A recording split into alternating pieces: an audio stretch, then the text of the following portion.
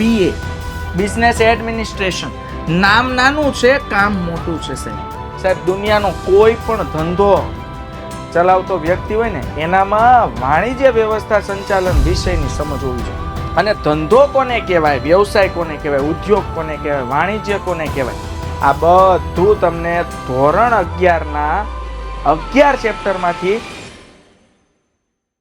નમસ્કાર વિદ્યાર્થી મિત્રો, સ્વાગત છે તમારું વિદ્યાકુલ ગુજરાતી કોમર્સ ચેનલ પર. વિદ્યાર્થી મિત્રો, 11મું ધોરણ. ઘણા બધા વિદ્યાર્થી મિત્રોને છે ને આ વહેમ છે કે સર 11મા ધોરણમાં તો શું હોય, મહેનત તો બધી 12મા ધોરણમાં કરી લઈશું. વિદ્યાર્થી મિત્રો, આ તમારો મોટામાં મોટો ભ્રમ છે, આ તમારો મોટામાં મોટો વહેમ છે. દૂર કરી દો. જેટલી વહેલી તકે દૂર કરશો એટલો ફાયદો છે.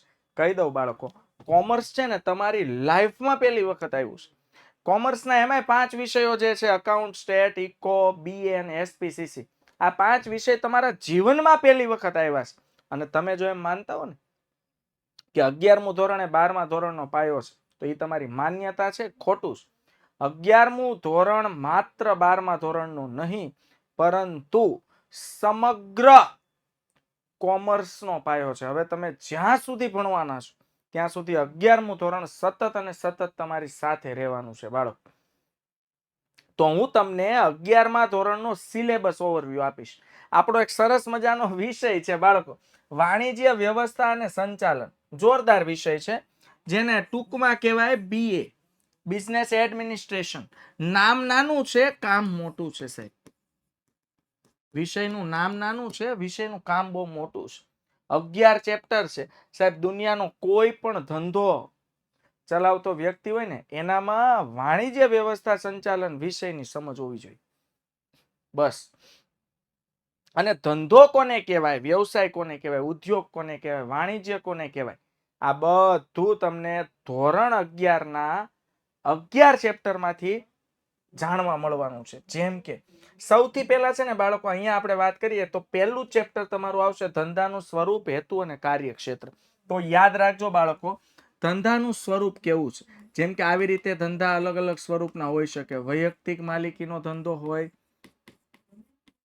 ભાગીદારી પેઢીનો ધંધો હોય, પછી કંપની હોય, હિન્દુ અનડિવાઇડેડ ફેમિલી હોય, કે પછી સહકારી મંડળી હોય.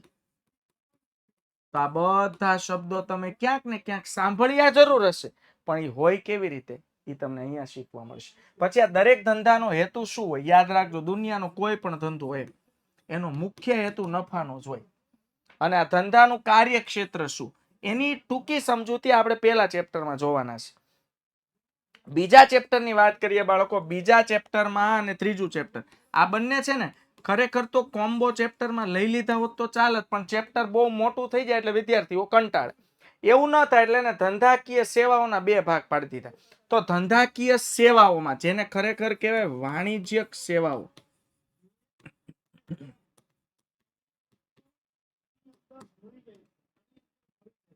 શું કહેવાય બાળકો, એને ખરેખર વાણિજ્યક સેવાઓ કહેવાય. શું કહેવાય? વાણિજ્યક સેવાઓ.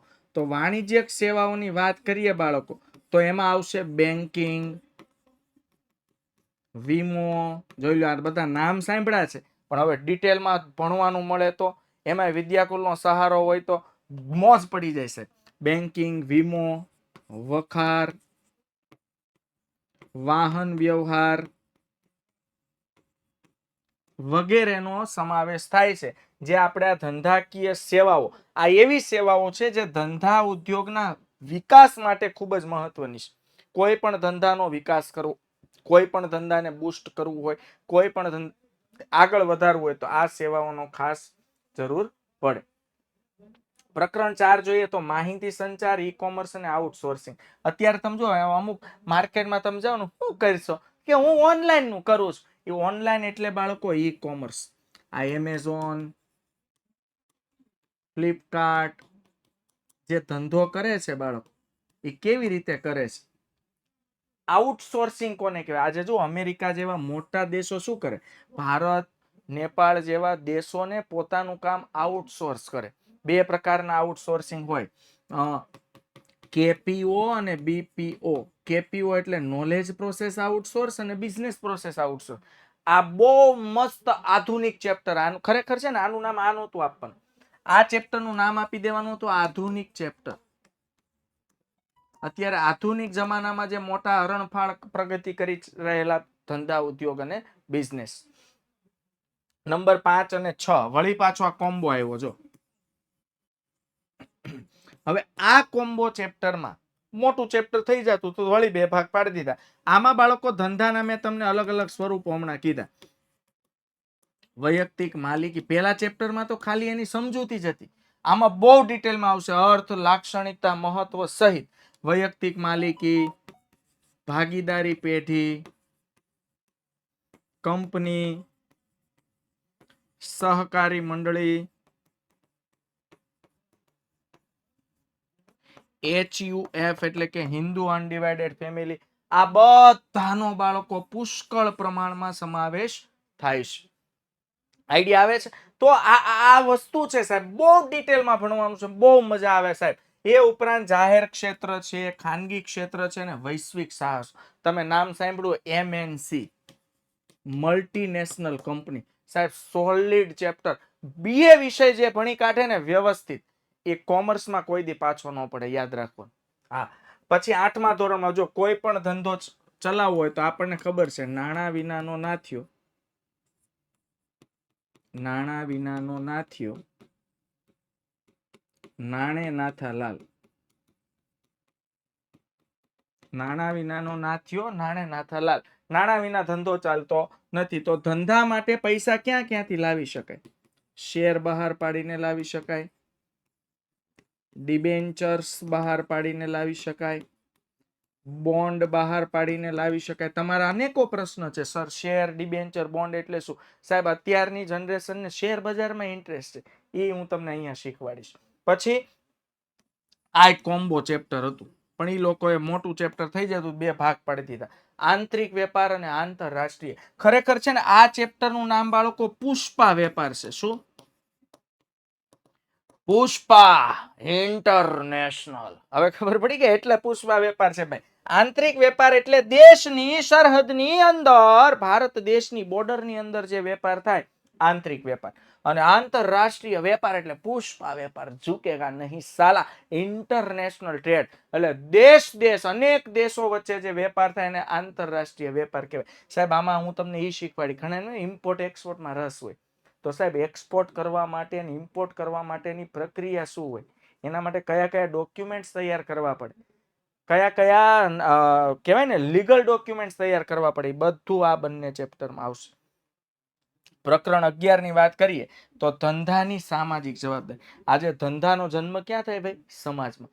ધંધાનો વિકાસ ક્યાં થાય? સમાજમાં. ધંધાના વિકાસમાં સમાજનો બહુ મોટો યોગદાન હોય છે. કર્મચારી સમાજમાંથી મળે, ધંધાની વસ્તુ સમાજમાં, કારણ કે ગ્રાહકો સમાજમાં જ મળે. વસ્તુ ન વેચાય તો ધંધો ચાલે નહીં. તો ધંધાના વિકાસ પાછળ સમાજનું બહુ મોટું યોગદાન છે. તો ધંધાએ પણ સમાજ માટે કેટલીક સામાજિક જવાબદારીઓ અદા કરવી પડે.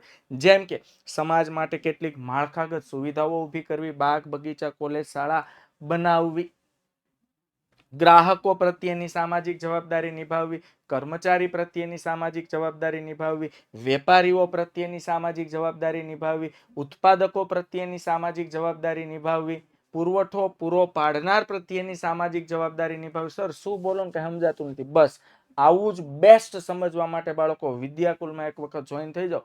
ખૂબ સરસ ડિટેલમાં હું જો તમને આટલી મિનિટોમાં 8 થી 10 મિનિટમાં હું તમને આટલું વ્યવસ્થિત કહી શકતો હોય તો વિચારો આખું વર્ષ તમે કેવું ભણી શકશો. બસ ચોઇસ ઇઝ યોર્સ. નિર્ણય તમારે લેવાનો છે, ડિસિઝન તમારા હાથમાં છે, રિઝલ્ટ તમારું છે, 11મું અને 12મું ધોરણ તમારું છે, કરિયર તમારું છે, જીવન તમારું છે. બસ સફળ થવા માટે દરેક વખતે ડગલે ને પગલે અમારો એટલે કે વિદ્યાકુલનો સાથ તમારી સાથે છે. એ સાથ તમારે કેમ મેળવવું એ તમારે જોવાનું છે. ખૂબ સફળતા એવી શુભેચ્છા સાથે મળીએ બાળકો ફરીથી. આવજો. Bye bye.